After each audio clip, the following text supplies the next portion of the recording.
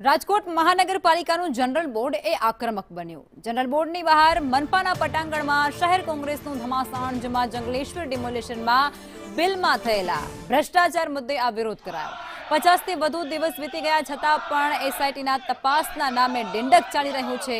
દૂષિત પાણી, ડિમોલિશન જેવા વિવિધ મુદ્દે વિરોધ કરવામાં આવ્યો।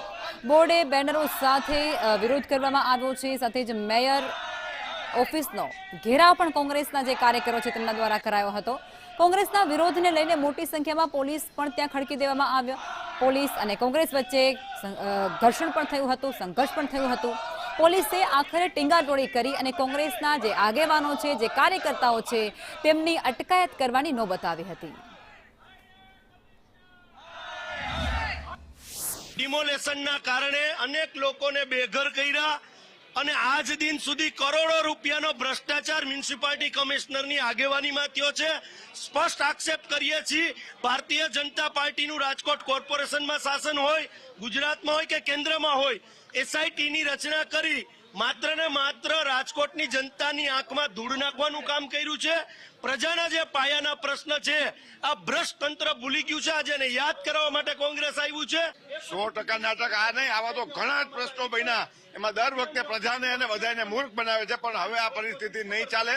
પ્રજા પણ જાગી ગઈ છે અને કોંગ્રેસ પણ જાગી ગઈ છે અને આ બાબતમાં જ્યાં સુધી સરખું નહીં થાય ત્યાં સુધી અમારું આંદોલન ચાલુ રહેશે। મેયર હશે, કમિશનર હશે કે જે ધારાસભ્યો છે એના ઘરે પણ અમારે ઘેરાવ કરતા અમે પાછી પાની નહીં। એ રીતે દાદાગીરી કરવામાં આવે છે, જાણે અમે એક આતંકવાદી હોય એ રીતે અમને ખોટી રીતે પકડવામાં આવે છે। આજે ખોટી રીતના અમને ઉપર નથી જવા દેતા। અમે પ્રજાના પ્રશ્નોને વાચા આપવા આવ્યા છીએ।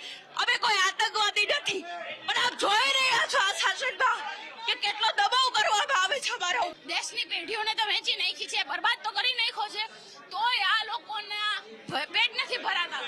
ભ્રષ્ટાચારની દરેક સીમાઓ ઓળંગી નાખી છે।